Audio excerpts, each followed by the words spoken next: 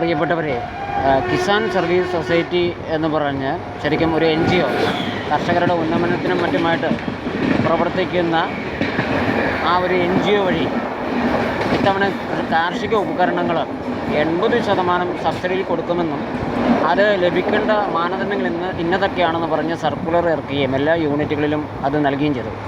എന്നാൽ ഈ സർക്കുലറിൽ പറയുന്ന യാതൊരു മാനദണ്ഡങ്ങളും പാലിക്കാതെ ഈ മെഷീനുകൾ ഒരു മെഷീൻ വിൽക്കുന്ന ഒരു കടയ്ക്ക് മാത്രം ഈ കൊട്ടേഷൻ നൽകിക്കൊണ്ട് 3 കോടി രൂപയുടെ പ്രൊജക്റ്റ് അത് കാണിച്ചുകൊണ്ട് ഇത് പല യൂണിറ്റുകൾക്കും ഈ മെഷീൻ നൽകിയിട്ടുള്ളതാണ്. അതായത് ശരിക്കും ഒരു പ്രമുഖമായിട്ടുള്ളൊരു കടയുടെ പേര് മാത്രം കൊടുത്ത ആ ഒരു കൊട്ടേഷൻ മാത്രമാണ് അനുവദിച്ചിട്ടുള്ളൂ. ഇതിനകത്ത് ശരിക്കും വൻ അഴിമതി നടന്നിട്ടുണ്ട്.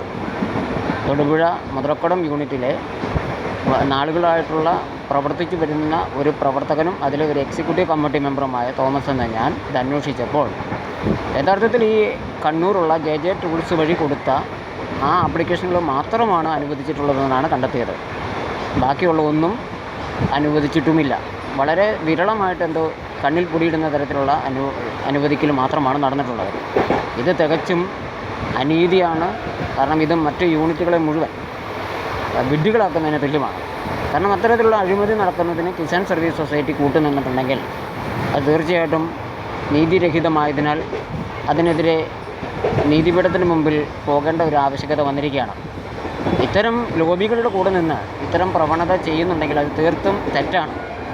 കാരണം ഈ സർക്കുലറിൽ പറഞ്ഞ പ്രകാരം എല്ലാ കാര്യങ്ങളും കൃത്യമായി പാലിക്കുന്ന യൂണിറ്റുകൾക്ക് കൊടുക്കാതെ സർക്കുലറിൽ പറയുന്ന യാതൊരു മാനദണ്ഡങ്ങളും ഇല്ലാത്ത പല യൂണിറ്റുകൾക്കും മെഷീനുകൾ ലഭിച്ചതിനെ തുടർന്ന് ഞങ്ങൾ അന്വേഷിച്ചതിൽ നിന്നാണ് അത്തരം യൂണിറ്റുകൾ സമർപ്പിച്ചിരിക്കുന്നത് കണ്ണൂരുള്ള JJ ടൂൾസ് വഴി കൊടുത്ത അത് മാത്രമാണ് അനുവദിച്ചിട്ടുള്ളത്.